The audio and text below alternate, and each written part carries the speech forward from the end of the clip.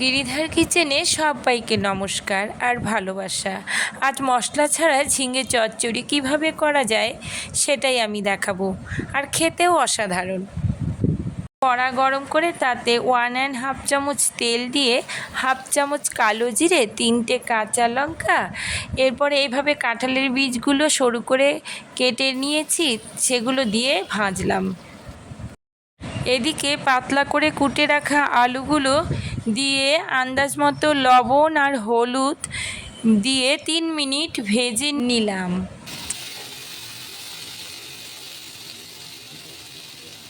এইদিকে ঝিঙেগুলো এইভাবে কেটে রেখেছি, সেগুলো দিয়ে দিলাম। সুন্দর করে মিশিয়ে নিলাম। এবার 2 মিনিট ঢেকে দিলাম।